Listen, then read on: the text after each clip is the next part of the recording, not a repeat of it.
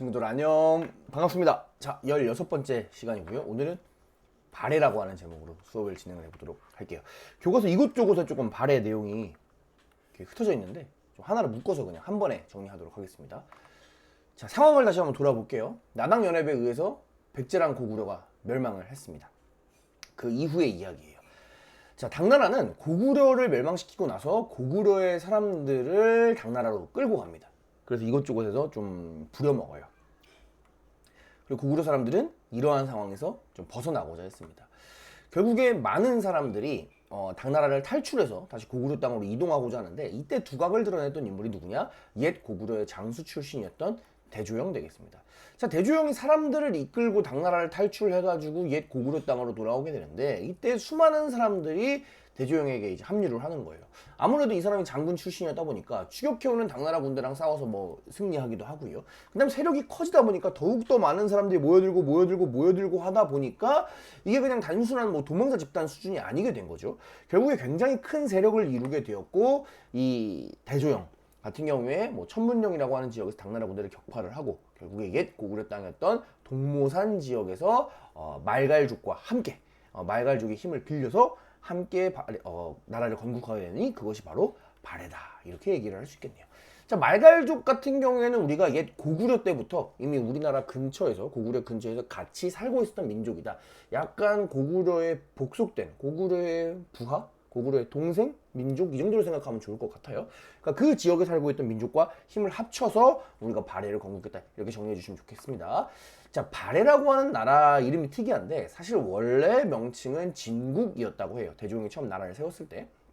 그런데 대조영이 처음 진국을 세웠을 때는 당나라에서 이 진국을 인정을 하지 않습니다. 그냥 니네가 무슨 나라야, 너네는 우리한테 도망간 도망자 놈들일 뿐이야, 이런 식으로 접근을 했는데, 이 후대에 점점 이 세력이 커지다 보니까 당나라 입장에서도 이 사람들을 진국 세력을 인정하지 않을 수 없잖아요. 그래서 당나라에서 얘네들을 뭐라고 부르기 시작했냐, 바로 여기 있는 이 바다가 발해라고 하는 바다예요. 여기가 동해, 여기가 황해, 서해, 뭐 여기는 튀어나와 있는, 여기는 안에 들어가 있는 발해라고 하는 바다입니다. 이 발해 옆에 있는 동네다 라고 해가지고 여기를 발해라고 당나라 애들이 부르기 시작했고요.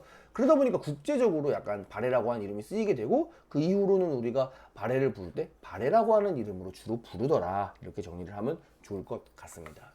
자, 그래서 발해가 세워짐으로써 남쪽에는 신라가 있고 북쪽에는 발해가 있는 시기가 전개가 되게 되니, 우리는 그래서 8세기에서 10세기를 우리나라 역사에서 남북국 시대다, 이렇게 부르게 됩니다.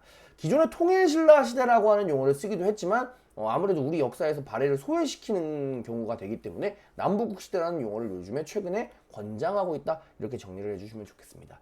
자, 우리가 발해라고 하는 나라를 공부할 때 사실 제일 중요한 부분은 뭐냐, 발해라고 하는 나라가 어느 나라의 역사일 것이냐라는 문제가 사실 중요합니다. 이 발해라고 하는 나라에 대해서 이야기가 조금 더 달라요. 무슨 얘기냐면, 우리가 생각하기에는 발해는 뭐 볼 것도 없습니다. 명확하게 우리나라의 역사예요. 자, 왜요? 발해는 어느 나라를 계승했습니까? 고구려를 계승했죠. 그리고 고구려는 어느 나라 역사입니까? 우리나라 역사예요. 그러다 보니까 이제 발해는 당연히 한국 역사라고 생각을 하는데, 그렇지 않다고 주장하는 사람들이 있습니다. 자, 예를 들어서 러시아 같은 경우는 뭐라고 주장하냐, 발해는 말갈의 역사다, 말갈족이 메인이 돼서 세운 나라다. 그런데 말갈은 지금 시베리아에 살고 있다. 그리고 시베리아는 러시아 땅이다. 그러니까 발해는 러시아의 역사다, 이렇게 주장하고요. 중국은 주장합니다. 아니, 무슨 소리냐, 만약에 발해를 말갈의 역사라고 치면 말갈족은 곧 만주족이고 만주족은 곧 청나라고, 청나라는 지금의 중국이니까 발해는 중국의 역사다 라고 주장을 해버리는 겁니다.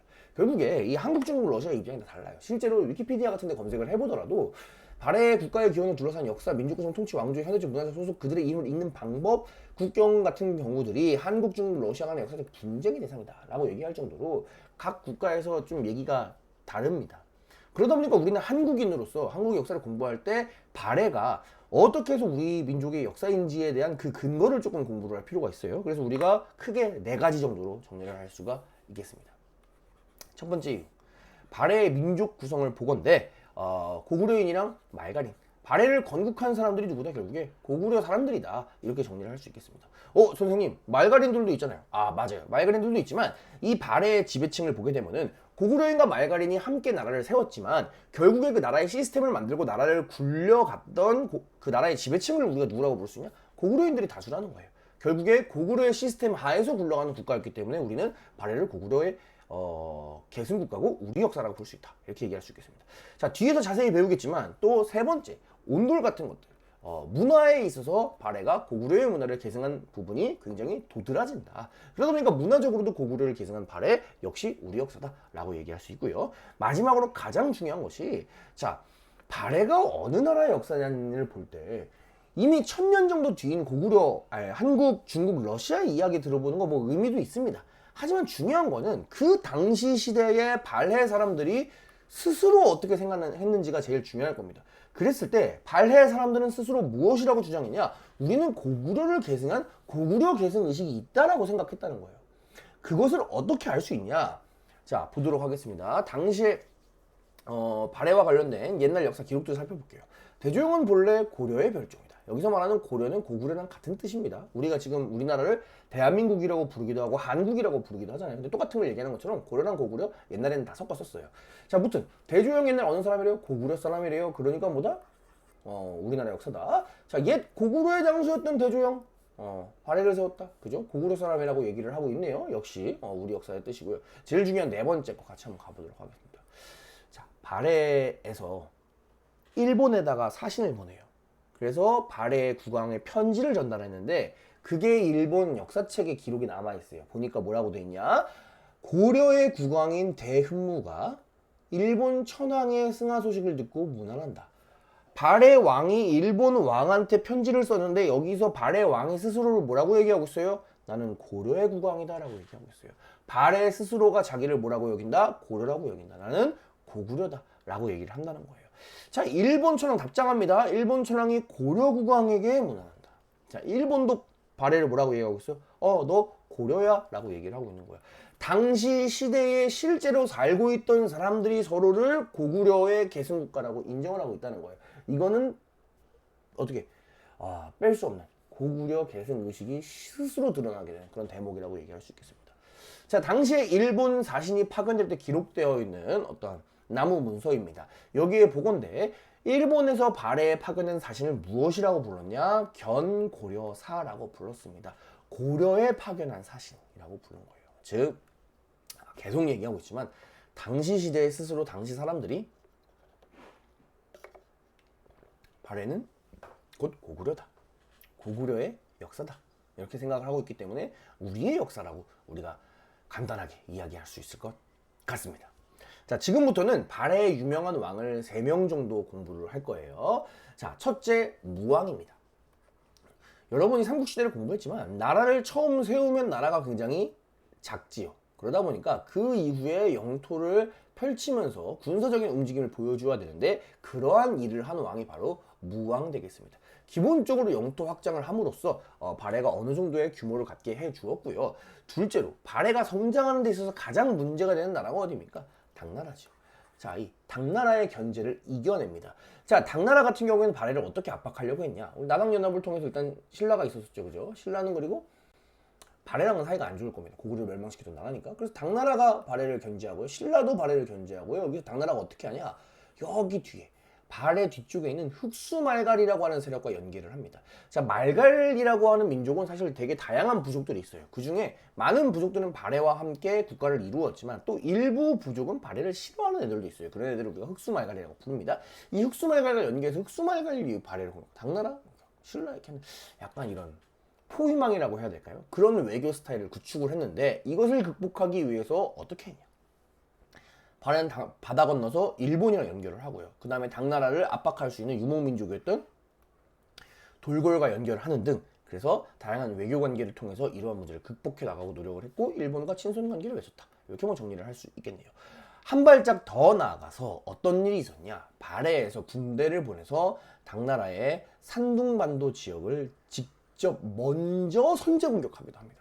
옛날 고구려에서 수나라를 선제 공격했던 거 기억나죠? 역시 고구려의 후예다 보니까 이게 확 할 때는 한 번에 확실하게 하는 그런 민족이지 않나 싶습니다. 그래서 당나라의 산둥반도를 공격하기도 했다. 그래서 당나라를 견제하고 영토를 확장하는 어떤 군사적인 움직임을 보여주었던 왕이 무왕이다 생각해 주시면 좋을 것 같습니다.